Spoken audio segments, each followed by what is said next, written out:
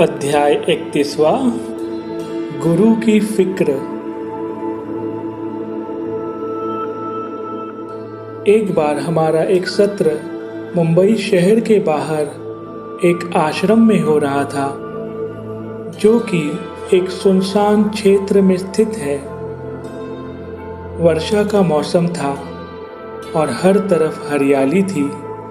सुबह से वर्षा हो रही थी और उसके कारण बहुत समय से बिजली नहीं थी। सत्र के दौरान दादाश्री जी ने हमें वृत्ताकार मंडल में बैठने को कहा और बीच में रखे एक दिए की ज्योत पर ध्यान केंद्रित करने के लिए कहा। वे मेरे पीछे ही बैठे थे। जिस तरह उन्होंने बताया, हम सभी वैसे ही अपना ध्यान केंद्रित कर रहे थे। वर्षा के मौसम में बहुत से पतंगे और कीड़े हो जाते हैं। मध्य में रखी उस ज्योत के पास जाने को आतुर वे कीड़े, वे पतंगे हमें परेशान कर रहे थे और इसी कारण से मैं अपना ध्यान केंद्रित नहीं कर पा रहा था और निरंतर विचलित हो रहा था। कुछ समय बाद मैंने अपने पीछे कुछ हलचल महसूस की। कीड़े और पतंगों की परेशानी थोड़ी कम हुई, जिससे मैं अपना ध्यान ज्योत पर केंद्रित करने में सफल हुआ। हम सभी ने ध्यान की प्रक्रिया पूरी की। दादाश्री जी ने हम सब से हमारी ध्यान क्रिया के बारे में पूछा और सबने अपना अनुभव बताया।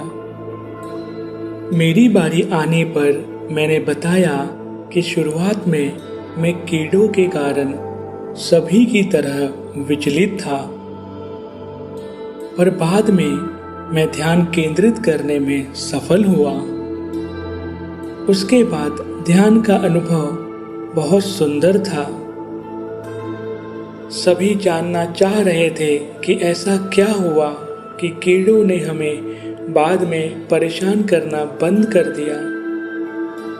हम में से ही एक मित्र ने बताया कि उसने कुछ हलचल महसूस की थी, जिसके बाद कीड़ों की परेशानी थोड़ी कम हुई और बाकी सभी मित्रों ने भी इसका समर्थन किया।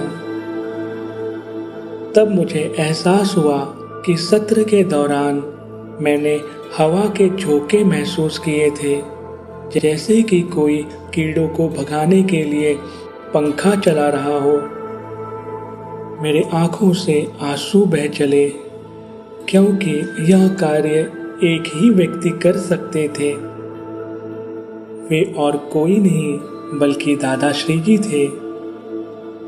दादाश्री जी ने मुस्कुराते हुए इसे स्वीकार किया और कहा, गुरु का कर्तव्य है कि साधक के आध्यात्मिक पथ पर यदि कोई बाधा आए तो उसे हटाए, जिससे साधक अपने लक्ष्य के प्रति कार्य करता रहे। इसलिए मैं सलाह देता हूँ कि अपना ध्यान अपने लक्ष्य पर रखो। बाकी सभी चीज़ों का ध्यान आपके गुरु रखेंगे। यहाँ मैंने सीखा कि एक सच्चे गुरु हर संभव प्रयास करते हैं जिससे शिष्य का ध्यान उसके लक्ष्य पर बना रहे। साथ ही वे छोटी से छोटी बाधाएं भी दूर करते हैं जो शिष्य को उसके लक्ष्य से भटकाती है, भले ही वह कीड़ों जैसी सामान्य समस्या ही क्यों न हो।